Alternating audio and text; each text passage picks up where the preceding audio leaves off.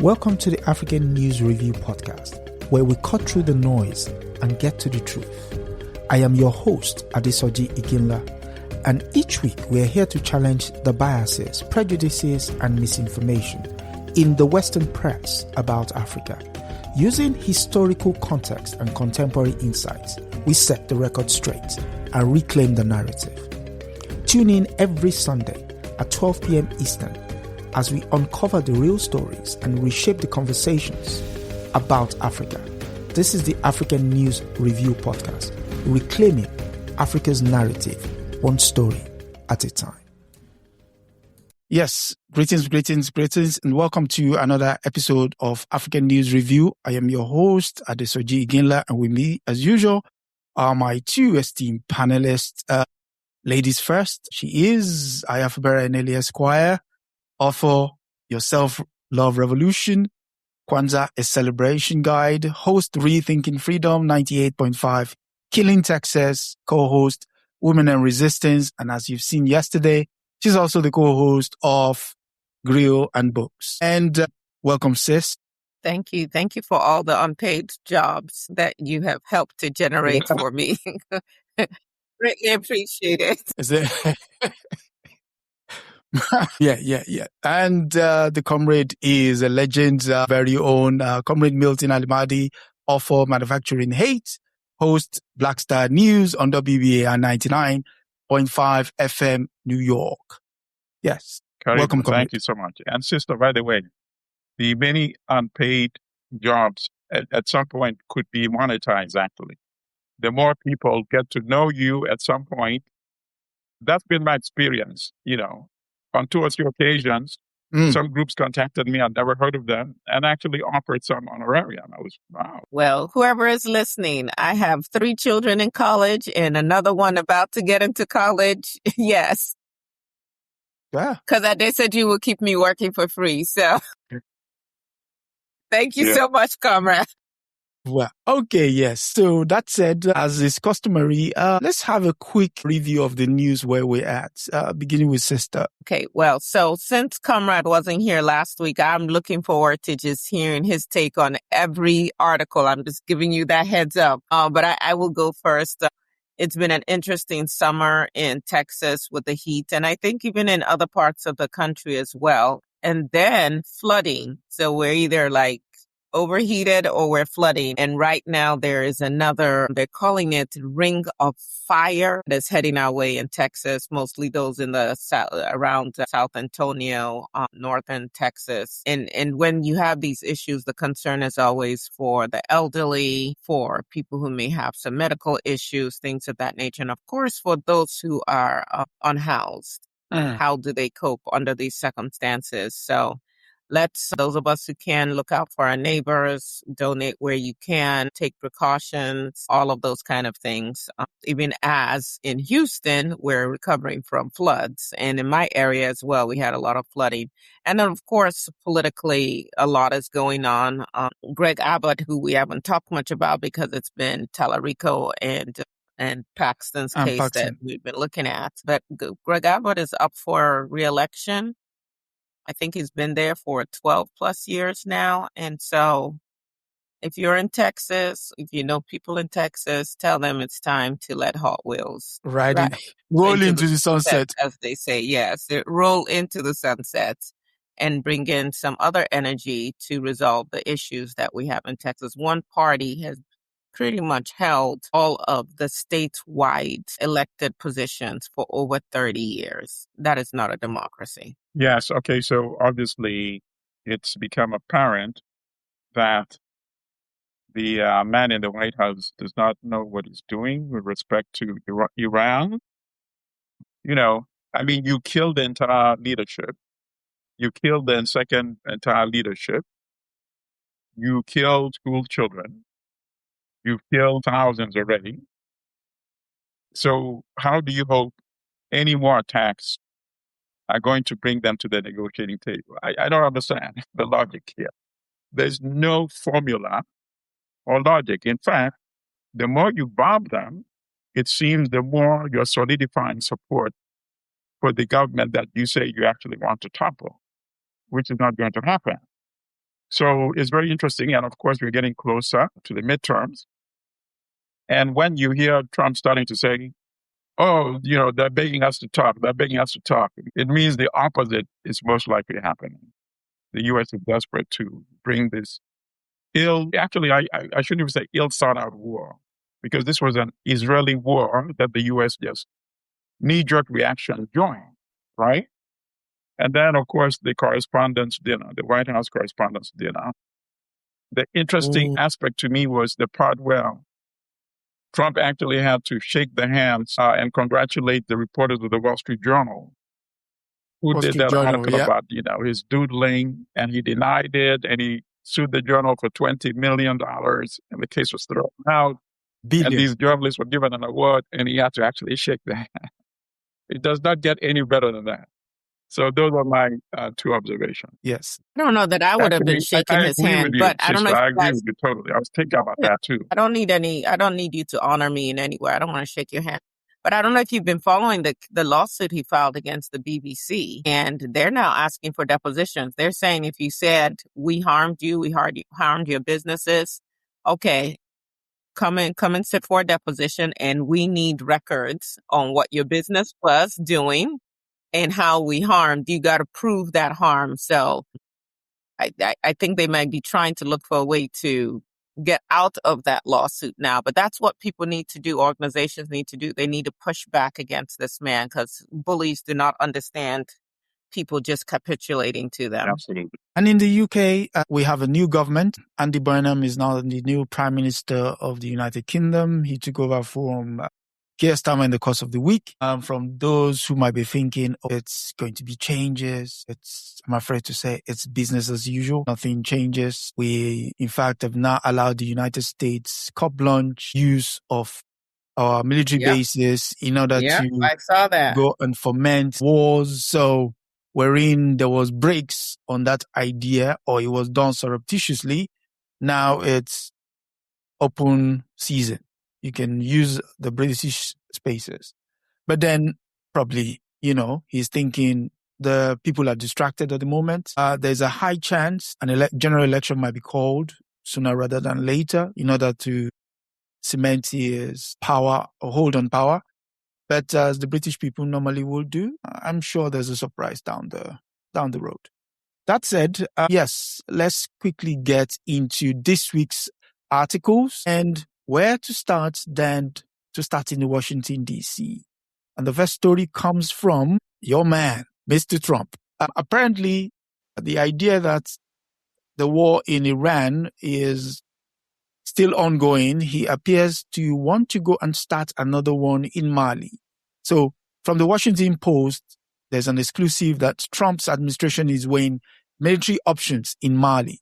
Official says, if approved, it will add an 8th nation to the list of countries where President Donald Trump has ordered strike since the start of his second term. And as you can see, his target is the Al-Qaeda affiliated group known as JNIM. And apparently, there is one person who has been championing this new front, as it were, and that is Sebastian Gorka. People will know him from the first administration. He's the mustachy guy with the glasses of Hungarian descent. So, why now? There was something that stood out to me in the article, and this was it. It said, when the White House was asked for comment, an administration official would not disclose whether the president intended to move forward with military strike, but said the United States has been urging governments in North and West Africa to purchase U.S. equipment and services to support their war effort against the terrorists. And one final part, and that is, but the administration official pinned the blame not on those governments, but on their Russian partners, saying Moscow has proven to be an ineffective security partner for Mali. We hope other nations take note of Russia's terrible performance in combating terrorism. So, comrade, we missed you last week. So what would be your initial take on this story? My initial take is gold lithium, iron ore, limestone, and bauxite. And Mali has all of that in abundance. We are talking about 1,000 tons of gold alone. So obviously the U.S. is interested in that. It's for the same reason that the U.S. is interested in Congo. It's for the same reason that the U.S. is actually not willing, but actually hit some commanders of Rwanda's military, aka M23. Remember a couple of weeks ago with drones. I think one or two of the senior commanders were actually killed by U.S. operated drones. So it's all about the resources, and Mali is in a very weak position right now militarily. The insurgents have made very significant gains. They've cut off some of the routes that Mali relies on to get fuel into the capital. As you recall, recently there were some attacks even within the capital itself. So Mali is in a very precarious military position. It has its back on the wall. The other allied states, such as Burkina Faso and Niger, they have their own challenges as well. As you know, the French are not happy. So you can rest assured that the French must be involved in some way in any of the attempts to destabilize these countries. And Mali, out of the three Alliance of Sahel countries, happens to be in the weakest position right now. Russia, of course, in the beginning had offered some effective support, but as you know, Russia is bogged down with the Ukraine war. So Russia has not been able to extend its level of support to the Malian government in fighting these insurgents. So obviously the U.S. is looking at this as an opportunistic moment. It's going to be very hard for the government of Mali to refuse support that involves military strikes against the insurgents that are bent on overthrowing the government. Mali is caught between a rock and a hard place. Do you allow the insurgents to overthrow you? Or do you go to the U.S. and say, okay, we approve of strikes, and the U.S. will not conduct those strikes for no quid pro quo? So that's my assessment. Okay. But before you go, let me pose this question. Does he bear any weight that the problem in itself was created by the United States with the toppling of Colonel Gaddafi in the north? Of course, absolutely. But isn't that what they always do? You know, so the British were the mothers not only of imperialism but of slavery. And then at the end, the British were taking credit for stopping slavery. Think about that. Sets the fire and then put out a little bits of the fire and claim your hero. Mm-hmm. Stay with us. We'll be right back. Just taking a quick break here on the African News Review podcast, but don't go anywhere. If you're enjoying our deep dive into the real stories behind the headlines, make sure to subscribe so you never miss an episode. Every Sunday at 12 p.m. Eastern, we're here to debunk the myths and bring you the truth about Africa. Want to help spread the word? Share this podcast with your friends and leave us a review. It goes a long way in helping others discover the real Africa. Without further ado, let's get back to setting the record straight.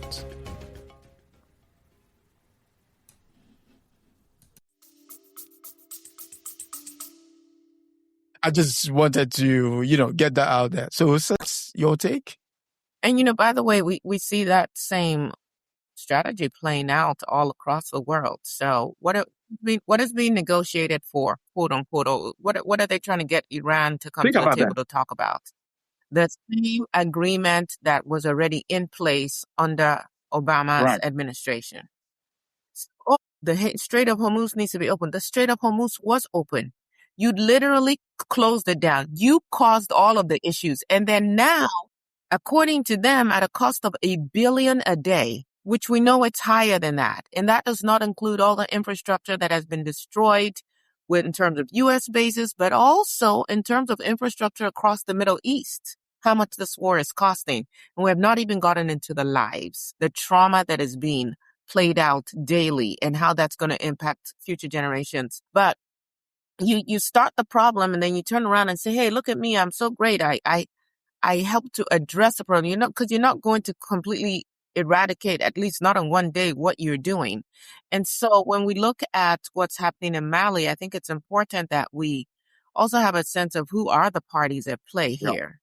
So the GNIM was formed in March of 2017, and it was basically 4 different quote unquote militant groups that merged. And according to the information they've put out, they have pledged allegiance up to the Al-Qaeda hierarchy.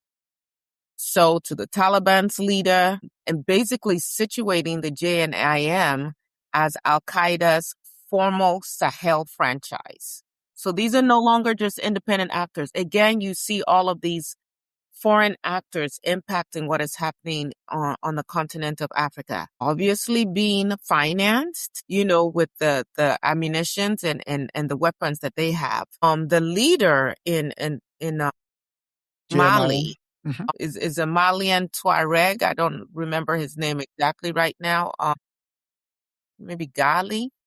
But anyway, he's been designated a terrorist by the United States since 2013. He is under UN sanctions and has an unsealed ICC arrest warrant as well for war crimes in Timbuktu.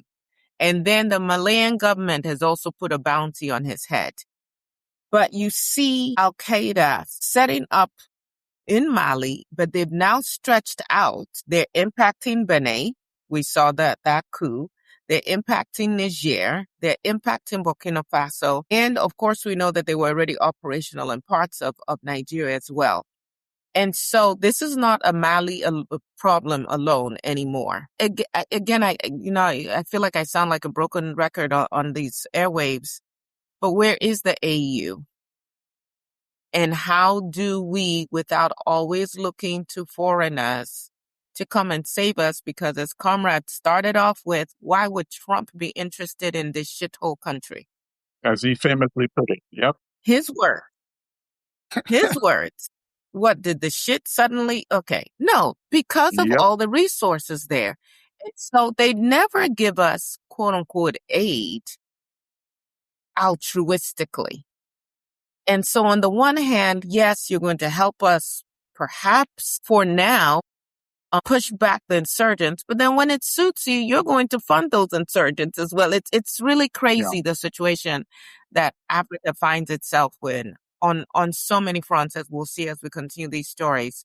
But Comrade called it, Mali's between a rock and a hard place. One of my things, at least that I say to my children, especially, my Black sons as they head out, is, hey, whatever happens, your goal is to get home.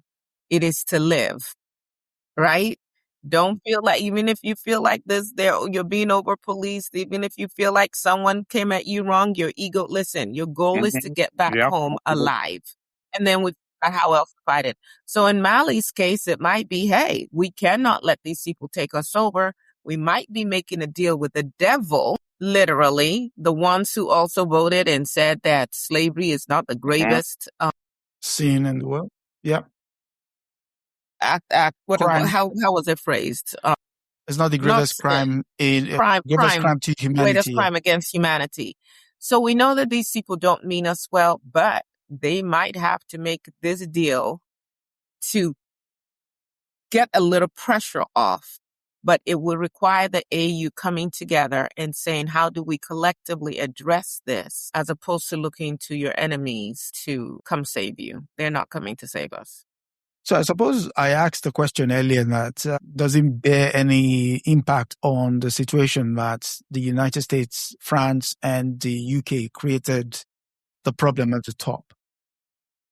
One final question is, does it also then create any background that France had actually been at this thing for 10 years with Operation Serval, Operation Barkhane?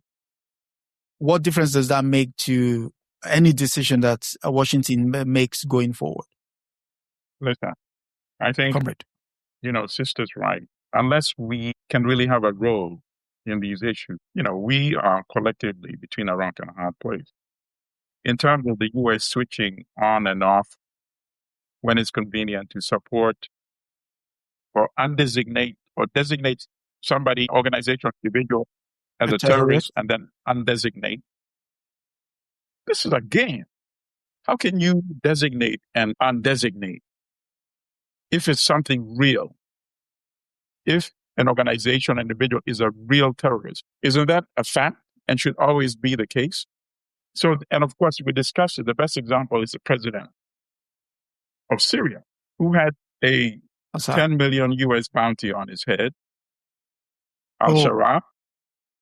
That bounty is gone. Yeah. He was in the White House, meeting with Trump a couple of months ago. So you see, to them, this is a game. It reminds me of when they were about to overthrow Gaddafi. There was a very interesting story. I think I mentioned this before in the Wall Street Journal, because the U.S. had a deal with Gaddafi. He had accepted Al-Qaeda leaders from Guantanamo Bay, and they were imprisoned in Libya. Uh-huh. So when the insurgents took parts of the country, they released those Al-Qaeda leaders. And one of them was interviewed by a Wall Street Journal reporter. And he said, almost comical, he said, we used to hate the United States 100%, but now it's only 50%. Then, of course, the rest is history. Look what they've done to Libya now, those so-called liberators. Okay, so on the issue of agency, let's go to our next story, which comes from Sister often says, I don't bring good news, bring you one this week. Let's go to Kenya. And this news comes from The Guardian. And it is that, unfortunately, sad as it sounds, it's that the Ministry of Defense. I actually was going to say something else about that last story before we go in. Go ahead. Go on. So to the question that you asked about, French involvement, again, none of this is altruistic.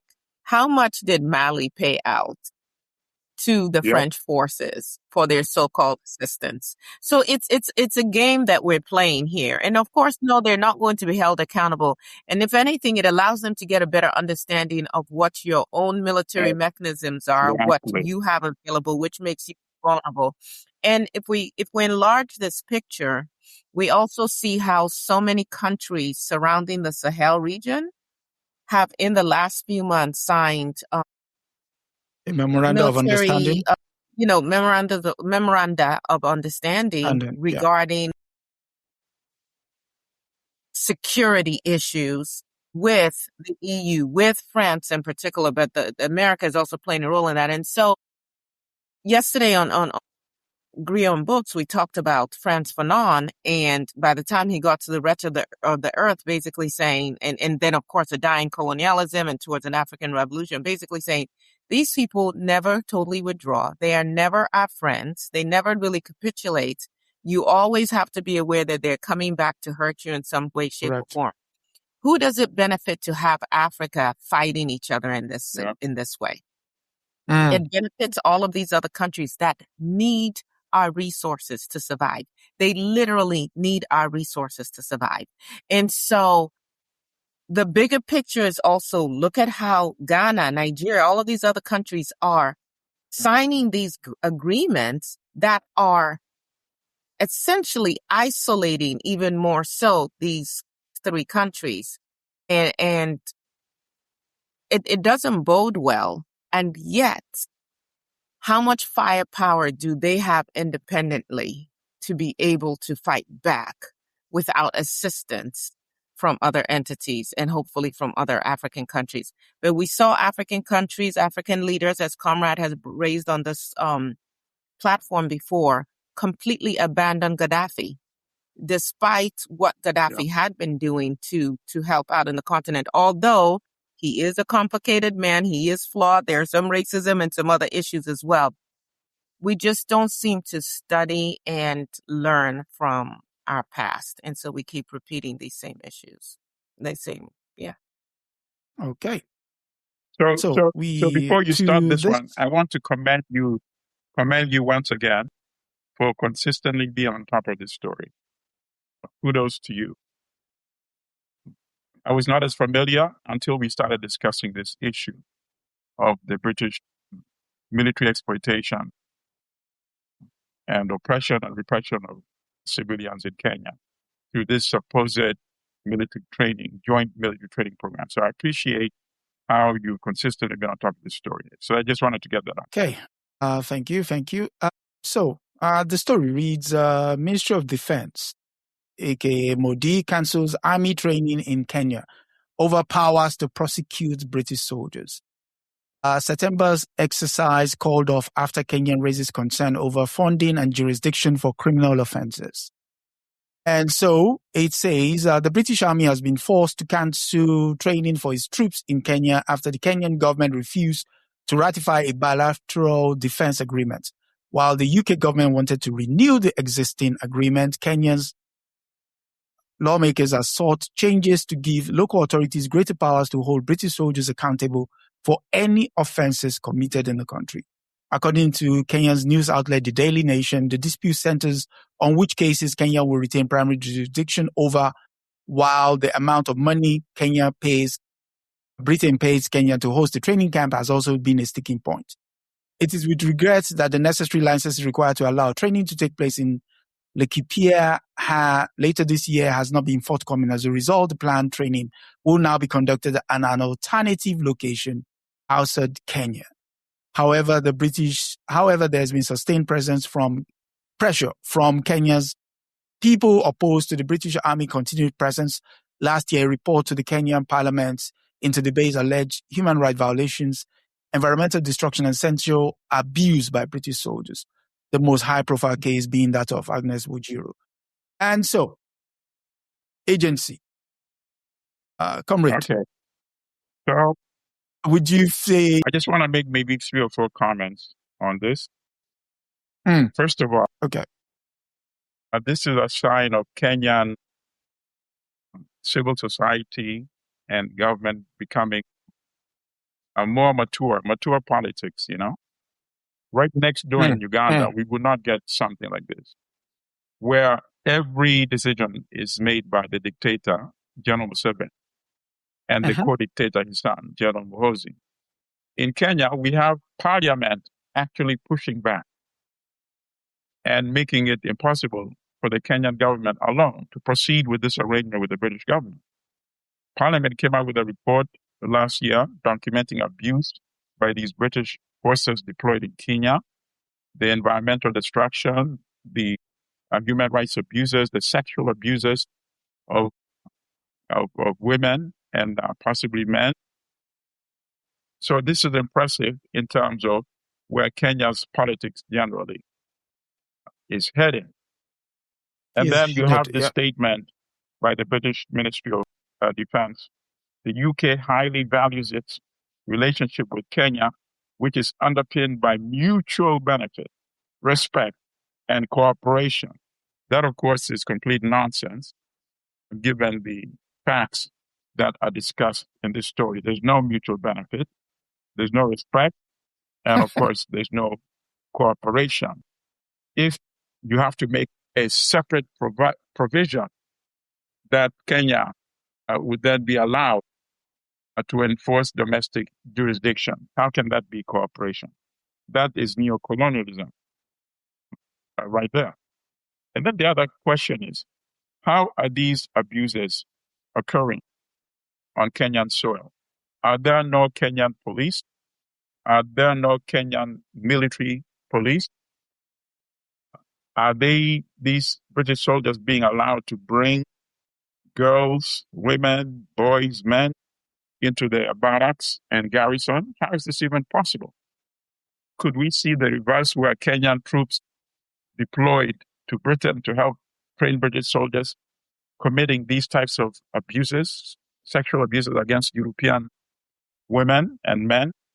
That's not possible. Let me see if I have any. Okay, and then finally, in spite of the rosy comments by some Kenyan official and the British official that this thing is going to be worked out, I don't think so. It sounds like it's going to become much more intense. I think now Kenyan civil society has been mobilized, and even the politicians, the members of parliament, are paying attention to the concerns of Kenyans. So this could be a game changer going forward. Okay. But before you go, sister, but some will argue that in the same vein, Kenya recently signed an agreement with France to allow them come on and do training. So is that not exchanging on Absolutely. oppressor for Absolutely. another And I don't think that civil society. The way Ruto has been moving doesn't make sense on so many levels. Okay. But I don't think they're going to face any less opposition than they already are facing just by bringing some other country. I think the mindset of the Kenyans has been raised that, we can actually push back. And I hope the pushback continues, whether it's British soldiers, whether it's French soldiers, whether it's, what have you. I like recently when the U.S. tried to open the temporary facility for Ebola. You saw what happened, right? Kenyans went to the streets. And Ruto had to sort of back off on that. So I like what the Kenyan civil society has been able to accomplish in recent years. Okay. So a couple of points I want to make, but let me address something that Comrade raised. How is this happening? Where is the Kenyan police? Guess it must have been, was it last year or the year before? I was visiting Opobo town in Nigeria. By the way, shout out to Mama Toya and Grandmas for literacy. She gave me 3 boxes of teaching aids for the school and the library in Nigeria yesterday. I picked that up from her in Philadelphia yesterday. So thank you so much for looking out for all your love and concern. But getting back to the story. So I'm in Opobo, and there was quite a bit of construction that was taking place on the outskirts of the town. And at the same time, I kept seeing all of these flyers about getting checked for AIDS and, being able to access medication. And I'm going, wait a second, this is a relatively small village, what's going on? Why? Like everywhere I was seeing these flyers for AIDS. They're like, yeah, there are a large number of people who are now infected in the area. And I'm like, from where? How? Well, anytime that you have these, major corporations coming in, construction workers, oil rigs, whatever, those people, the workers there, interact with the people who live locally, right? In fact, the quote unquote locals are very glad to have them there because those people become customers, right? You're going to sell them goods. You're going to get, some people are going to get some jobs, at least for a moment, helping out with some of the construction. And so it can become an economic, at least for that time period, interaction, the fusion of economic, means for that community. Of course, the oldest profession in the world is also going to thrive under those circumstances. And you know what I'm talking about. And so, where are the police in that? You see the police that are hardly able to eat themselves, not pay for their education. And then now, listen, you give someone $10, which is not can get you a Happy Meal or whatever and a drink here in the United States of America. And that allows them to be able to pay their data for the month plus. You're correct. So actually in Kenya, there are some members of the areas, Nanyuki and Laikipia. There are some spokespeople. Now, we know we're always going to have some African elites, but there are some spokespeople who are saying, hey, wait a second, before you kick Batuk out, they've been around here for almost 60 years, and they are now a part of our economy. So if they go, how are we going to make a living? This is, part of the issue here. Poverty always breeds this desperation where we where we give over our power for temporary comfort. Yeah. And so the Kenyan government is also going to have to figure out what do we do to assist people in this area and to make sure that they have a source of livelihood if, quote unquote, Batuka is not there. Having said that, I had to go back and research and say, again, how does Britain sending its soldiers to Kenya to train help Kenya? And what you find out is, and you guys, if you've been watching for any period of time, I'm about to bring up the chicken. What this amounts to is chicken saying, I know at some point, fox and snake, you are going to have to hunt chicken for a living. But right now you're giving me some sustenance. So I'm going to allow you train in my chicken coop. So you can know the terrain. You can know how high we can fly when we fly. You can know when we have to perch. Our movement. Because that's essentially what Batuka is doing there. The British infantry battalions conduct 8 weeks exercises in an area exceeding about 15,000 square kilometers. It's arid and semi-arid terrain. That terrain resembles environments where Britain expects that and in the past have had to operate, but they don't have that terrain in their area. So they come to train so that when you decide that you don't want them being your overlords, your overseers, your masters, they got the tools to fight you on your ground. I mean, one of the benefits that Iran has right now is you want a ground force? Mm-hmm. Come on. And we've got home advantage, right? So when African leaders are allowing people who have told you they are your enemies to come and nonetheless train so that they're better able to, when they want to, attack and get rid of you, makes zero sense. It makes as much sense as, keeping it simple, the chicken inviting the fox and the snake in because, at least for now, you're giving us some chicken feed, not thinking about what happens in the future. So we'll see what happens. Britain has been there for 6 decades. These are things that if you ask my opinion, I think Ruto is going to find a way to work this out. And it would be up to the people of Kenya to decide whether they agree with it or not. Because so far we have seen Ruto. Maybe he thinks he's being strategic. I don't know. But getting into to bed with the devil over and over and over again.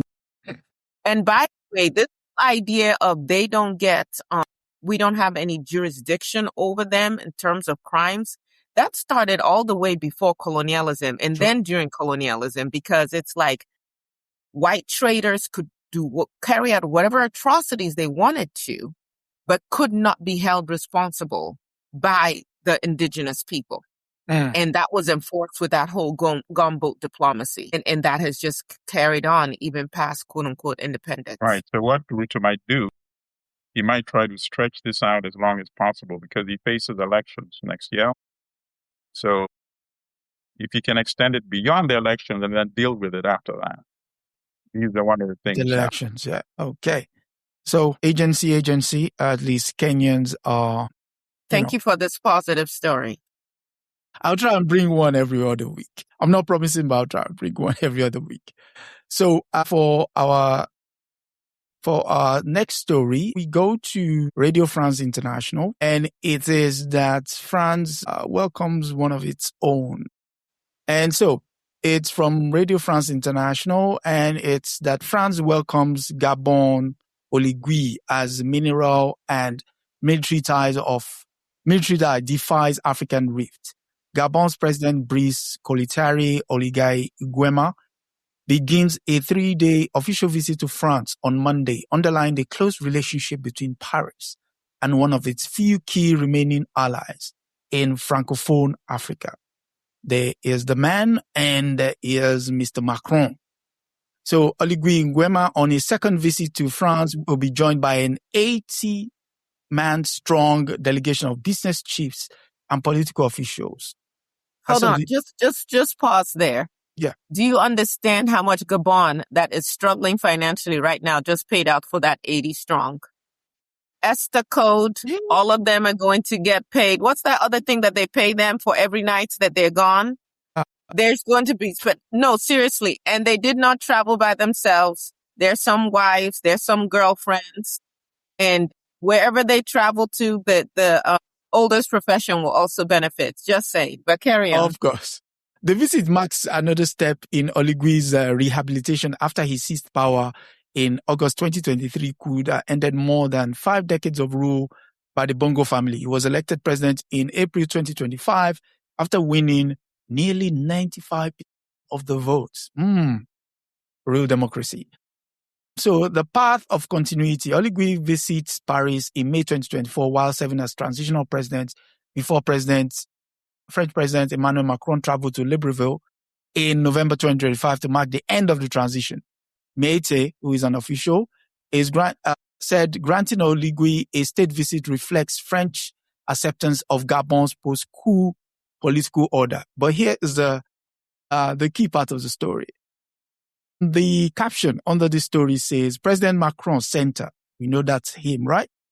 Standing next to Gabon's Oligui left. Left of him is the Somali president. This is Oligui here. So I'm sure. No. Go through the whole picture because you got Kagame there. So we got Kagame. And you got Ruto. Yeah, so we got Ruto. Mm-hmm. We got the foreign minister for DRC Congo here. But this is the man he's talking about. But the man is not on the left of him. The man is behind. So the fact that Ludovic, go back to, go center the picture again. What does the graphic say in the back? Africa for, I can see, but it's the recent summit, May of this year between where Ruto gathered and this picture tells you all you need to know, because who is centered front? Who is centered? Who is in front and center in that picture on a conversation that African leaders should be having about Africa? Who is who? But I get your point. But there's one final part. Right. There's one final part. Beyond the formalities and the meeting with Gabonese diaspora in France, talks will focus on the local processing of manganese, which is used in steel manufacturing. Gabon is one of the biggest producer, and announced last year it wanted to ban the export of raw manganese from 2029, develop a local processing industry, including manganese mined by French group Eramet. So, question. Who is the tail wagging the dog here, or the dog is wagging the tail? All right. So, when I was reading it initially, I said, well, nothing interesting here. You have another neocolonial puppet who stole elections, who wins elections by 95%. And the fact that the article is basically endorsing itself by stating it like fact that, you won election after winning nearly 95% of the vote. And then not following up another sentence whether this sounds highly unlikely. It just moved on to another topic after that, right? So that's how I'm reading it. Then the one aspect caught my interest. Beyond the formalities of a meeting with the Gabonese diaspora in France, talks will focus on the local processing of manganese, which is used in steel manufacturing. So I want to wait and see what becomes of these talks, if it's real or if this is just public relations propaganda to give the impression that this is not your typical African neo-colonial puppet going to the home of the master, you see? So that is interesting if it's real, because obviously that is what the leadership in the lines of Sahel states are trying to do. They're saying our local resources need to be used domestically to create high-skilled jobs for manufacturing. So are you telling me that Oligui is now saying we're no longer going to be selling manganese in its raw form to France, that all these French companies need to come and help us build industries and factories within Gabon. Of course, that will be revolutionary. But is he strong enough alone to do something like that? You see, and that's where my doubt comes in. Because you see the challenges that 3 states are facing. They're trying to do that. And the 3 states, Niger, Burkina, and Mali. And yet they're facing all the pressure. So would France allow Oligui to do this by himself? Is his own military strong enough by himself? I read that out of the 1,000 French troops that were based there, 900 have been ordered to leave, and there's only 100 left. So the story is a bit confusing. Are there some silver lining? Or is this guy a neocolonial puppet trying to dress himself, clothe himself in some progressive propaganda as well? So the jury is still out. I think it's a positive move that he was able to overthrow the Bongo family. Because, of course, the Bongo family, France did not have to make a single concession. So probably there would still be 1,000 troops there today. 900 would not have left, you see? So things are moderately better than they were under the Bongo family. But will it go all the way? I have my serious doubts. I don't think it's strong enough. So that's my assessment. Sister? So we know that Gabon, yes, under the Bongo family was pillaged, and about 59% or so of their debt is like the payment is due during this 2026-27 cycle. So they are in a really tough place. My apologies, but I've not researched this president is not that new, but since school, I've not researched him sufficiently enough to speak to what his tendencies may be. But again, as in the case of Mali, you see a leader who is between a rock and a hard place, because you do have this debt that is due. Your payments are due on it. That is that the outstanding debt matures during this window.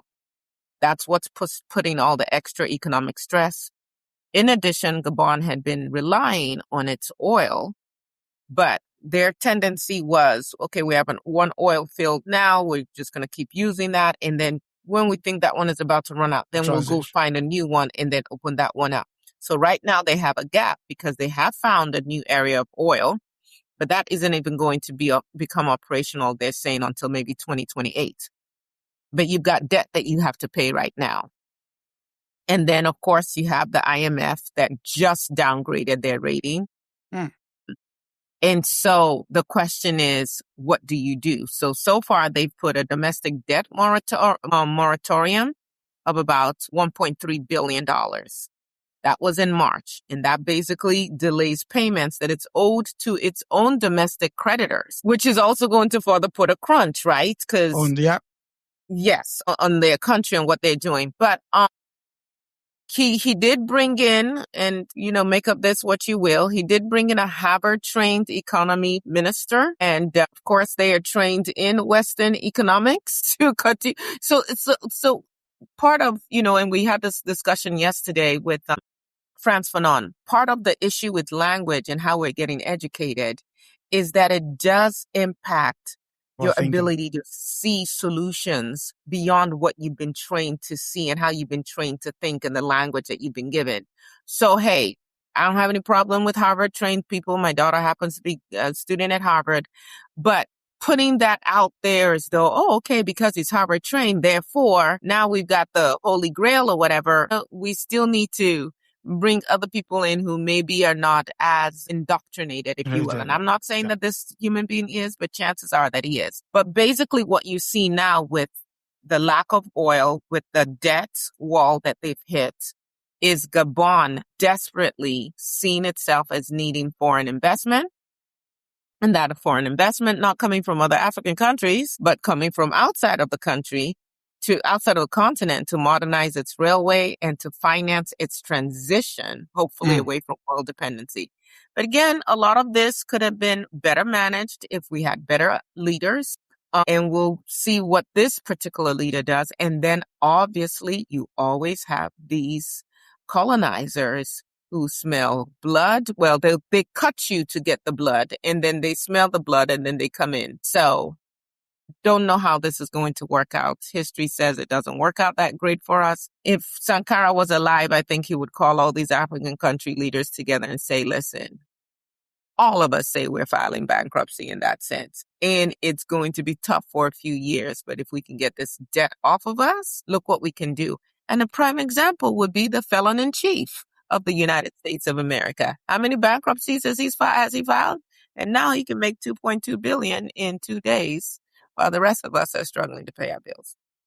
Well, it's funny that you invoke the name of Sankara. It will be close to 4 decades when he delivered his famous speech, July 29, 1987, that if we all decide not to pay our debts, we'll all attend the next meeting. But if only I did, I will not be at the next one. And 3 months later, he was dead, as they would say. In order for us to continue this conversation and help understand the precarious nature in which Africa is, next week we are going to bring you a special. We've invited historian and journalist Vijay Prashad. And for those who might want to know, he is the author of Washington Bullets. And he's going to tell us the role the Bretton Woods organizations, your IMF, the World Bank, and your Paris Club, your London Club, and how they impact Africa.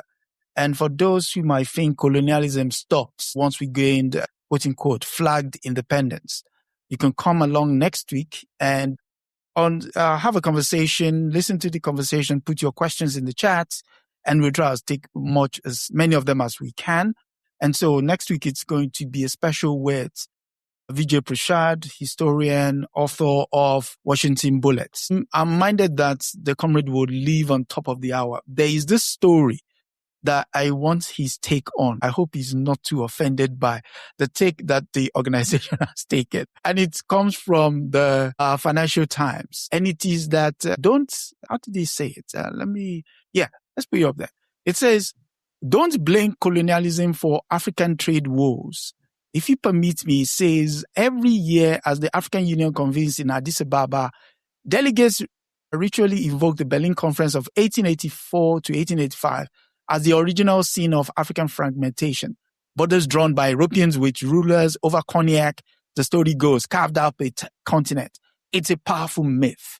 It's largely wrong, and its persistence has become a convenient alibi for the governing class that has spent 3 decades failing to deliver on the Pan-African dream. Let me go to the last part. Who wrote this article? You might want to situate that. Yeah, hold on. So blaming the Berlin Conference for this is like blaming the Congress of Vienna for the Eurozone crisis. The borders are a fact. The failure to build constituency for integration within them is a choice.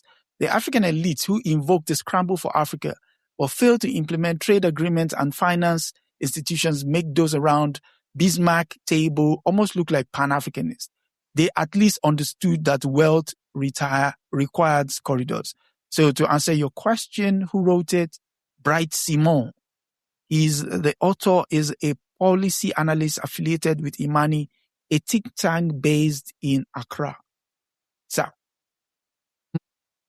so in the 1990s, there was a Washington Post correspondent in Africa named Keith Richburg, and I discuss him in my book, Manufacturing Hate. So he covered the genocide in Rwanda, and he wrote an article, he wrote an essay for the Washington Post, and he wrote a book. And he said, as he was watching the bodies of the victims of the Rwanda genocide float on the Akagera River, the bloated bodies of the dead people, he said to himself, "There but for the grace of God go I. But fortunately, my ancestors were captured into slavery. Otherwise, I might have been one of those victims over there." You see? So they get a black skin to say the white fantasy. First of all, the premise of the article itself is completely illogical, preposterous, and even insane. Because he's saying, okay, so you Africans are saying the problem, your trade is diminished because of the borders drawn when Europe partitioned and colonized Africa. That's wrong. That's not. So, in other words, he's saying it was not a mistake for Europe to partition and colonize Africa. First of all, in fact, it was good without for you. realizing that that's what he's endorsing. The level of absurdity is beyond comprehension. Things that even European conservatives are reluctant to say. So they have a European in black skin saying that. It's completely nonsensical. And of course, it's not about borders, whether the borders were drawn by Europeans or by Africans. Without industrialization, Africans from one so-called country will be trading peanuts for mangoes with another African in another so-called African country. That is the problem.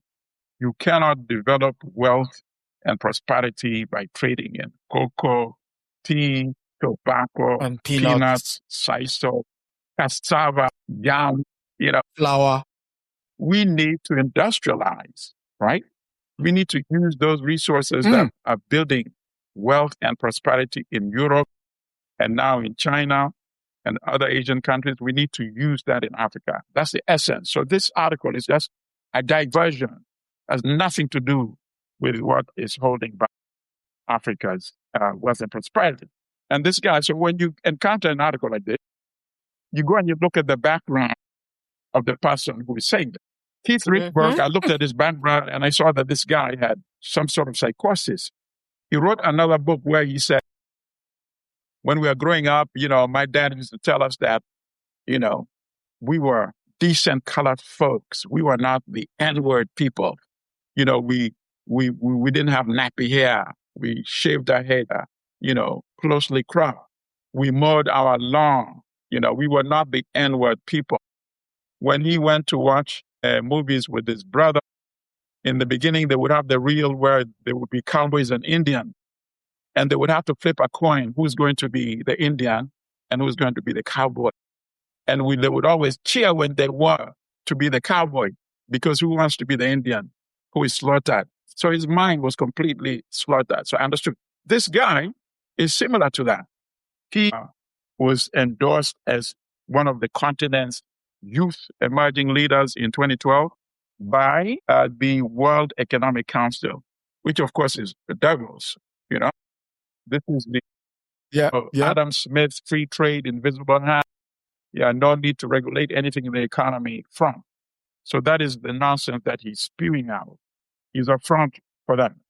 And then he said, so outrageous, the borders were actually negotiated bilaterally between the colonials and the African elite over subsequent decades. Go tell that to Togo and Ghana. Go tell that to Nigeria and Cameroon. Go tell that to Ethiopia and Somalia. Go tell that to Kenya and Somalia and many other examples. This guy is beyond it's not beyond my comprehension. I know exactly what he's doing. He's an educated person. He's agreed to take a certain line. We have them, for example, here in this country. We have educated people who take extreme right-wing views, and they're very well compensated for it. This is the African version of that that we see also here in the United States. So that's my... Okay, yeah. And Fanon, in his, I believe in the introduction, he started off with, you are idiots. There are a lot of idiots in the world. No, actually, you're right, 100%. It is black skin, white mass, 100%. Yeah, that's it. There are a lot of idiots. So, sister? I just wanted to check again. Who even published the this Financial nonsense? Times, Financial of course. Times. Because they love that. Because they want a European to say that, but if a European said that, they say, oh, that's racist, that's reactionary. So now you can't accuse them of being racist and reactionary because, what's his name? Bright. You've got one of your own a nice bright smile. Yeah. Well, Sister? We know that oppressed people often participate in their own oppression, unfortunately, as their Yeah. minds have been colonized. I do want to just point out something really quickly. You pretty much covered all of the points. It's a stupid article. I think you've the comments made, you've laid out exactly why that is the case. These people it was an extractive economy. And so the whole idea with any of the infrastructure was, how do we get your resources out of your country as quickly as possible? There was never any concern about trading internally. And in fact, because of how the continent had been split up, France did not want to trade with England, and England to trade with Belgium, and so on and so forth. And so there are things that infrastructural wise that have been set up to make it so much more difficult for us to grow trade amongst ourselves. Now, is that a reason for us not to do the necessary work to break down these barriers? No. But then look at the ways that they continue to undermine those efforts. So here's an example. Kenya signed a bilateral EPA, so Economic Partnership Agreement, with the EU. What did Kenya agree to? Kenya's bilateral agreement with the EU, they agreed on a common external tariff of 25% on EU wine and spirits. But guess what the regional tariff would have been if Kenya had not gone out on its own to negotiate directly with the EU? If the EU had been required to negotiate this economic partnership agreement with the entire region, what the region had agreed was that tariff would be 35%. And that rate was chosen to protect regional producers. So again, African elites, and there comes Kenya again, but Kenya is not the only one. You undercut something that could have helped you all regionally so that you can get whatever immediate benefits you think that you were going to get from the EU. Again, as though you don't see the greater picture. Here's the same EU where most of the countries, if not all, voted against acknowledging that the enslavement of your people was the greatest crime against humanity. So that foreign deal actively cut against regional integration. And so these individual African leaders, African states need to really embrace more of a Pan-African concept and say, just like we said last week, Cote d'Ivoire, Ghana, Nigeria, and I think Cameroon have come together with their cocoa and like, nope, no longer can you pick us off here, there, and the other. You got to negotiate with all of us at the same time. Yeah. You see it with bread sellers. When I was a kid, there was this section of town where I'm telling you, there'll be like 50 people selling bread. That's the same price. And yeah, and I'm like, well, what's the difference in the bread? But you know what? It was pretty much the same price. It wasn't like one person was at 50 kobo back then and one person was at 2 naira. And so whoever, you can bargain a little bit. Maybe it's the end of the day and someone says, okay, you can take 2 for, and give you a little discount. But for the most part, it was the same price. So you had to come knowing this is what I'm going to pay. When African leaders do not agree on a common, have a common agreement on what it is they're trying to accomplish and what they're going to charge these external actors, it makes it easier for them to exploit us. We've got to do So better. one final point on this whole issue of how ignorant this person is. So rather England. England was found 927 AD. That's the 10th century. Africa was trading with China, the east coast of Africa, in the 8th century, before Britain existed. Think about that. The trans-Saharan trade was in the 8th century. It was peaking. It had already been conducted for hundreds of years. So what are they talking about? Of course, they disrupted our indigenous trading patterns and routes. Yes. Yes. Because we had them. Yes. This guy says the noxious King Leopold would not have attended the conference. That's all he said. He does not mention that Leopold killed 10 million Africans. This guy, there's no insult to fit this guy, to be honest with you. Okay. I brought this story to highlight one point. When anybody goes on social media, usually social media is sort of curates the kind of stories that you see on your timeline. So all of a sudden now I've been seeing this group of social content creators where they would ask provocative questions like, what have the leaders who got independence, what have they done for Africa? Why is it the older generation have not moved Africa forward? Or we can now stop blaming white people for the crime, for Africa's position in terms of economics and development. But the most interesting thing is the Europeans continue to blame Africans for everything. But we are the ones who question whether we should blame them or not. Exactly.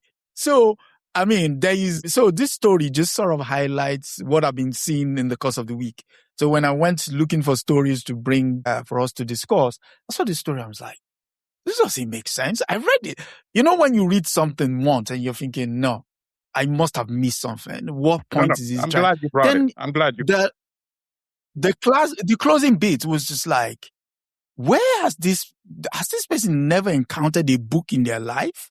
You know, or have they never sat in an economics class or never read a newspaper? It's like, you know what? Maybe it's helpful to be able to see. You just insulted a whole bunch of people. What? The statistics show that over 50% of adult Americans, once they graduate from high school, they never read another book. I don't know what the statistics are somewhere else. Newspapers are going defunct because people don't read newspapers. Most people haven't sat in an economics class, so he's probably right in there with the masses. Because that's why, to highlight what the good comrade said earlier, the entire article is incoherent. There's just shame on the Financial Times. Well, you know, they want to put one of you in front of you. So next week, like I said earlier, I think it's more than that. You imagine the conversation that Mia Motley just had with Britain, you know, the British legislator basically saying, shouldn't the Caribbean owe Britain money? Yeah. So there's this mindset out there. Yes, it's all the Africans' fault. And, maybe shouldn't we, it's been the white man's burden. Shouldn't we be compensated, perhaps? That said, I'm mindful that the comrade has to leave, and thank you for coming through, for everyone in the conversation. Next week, it will be Vijay Prashad, and join us for that. Same time next week. Bring your questions, and yes, until next week, comrade. Sorry, I have a parade outside my building, so that's why. Thank you, everybody. Please support this platform, and we will see you next week. Aluta Conti. Please support Milton Allimadi's upcoming book. Hopefully, you've already emailed him to reserve your book. Thank you, sister. The email is mallimadi@gmail.com. That's MALLIMADI@gmail.com. Thank you so much. Okay. So, sister, final thoughts? Just thank you for continuing to do the work. And hopefully we are all paying attention and figuring out what we can do in wherever we are. So on the screen is I don't think I have it completely right. You have it? Should be an A No. Oh, I do. It's correct. Okay. Yeah. So thank you all for coming through. And so until next week, when we come to you again with historian and journalist Vijay Prashad, Washington Bullets. I'm really looking forward to that conversation. Read so many of his books. But I'll try and contain my excitement on the day. That's it. Sister? Y'all have a great weekend or week, because the weekend is over. So have a great week. Also in the course of the week, we're also going to do Women in Resistance, and it will be the turn of Miss Gladys West, and for us to know how she helped move our cause along. So that's Women in Resistance. We should be singing her praises every single day. Because if you drive, if you walk, if you fly, yes, you want to know why she is, who she is. So the story is Gladys West, and that would be on Women in Resistance, 7 p.m. Eastern Standard Time on Wednesday. So until then, it's good night and God bless. That's a wrap for this week on the African News Review podcast. We hope you are leaving with a clearer, more truthful picture of Africa. Remember, every story has another side, and we're here to uncover it. Don't forget to join us next Sunday at 12 p.m. Eastern as we continue to challenge the narratives and reclaim Africa's voice. If you've enjoyed the show, be sure to subscribe, share, and leave us a review. Until next time, keep questioning, keep learning, and keep seeing Africa for what it truly is.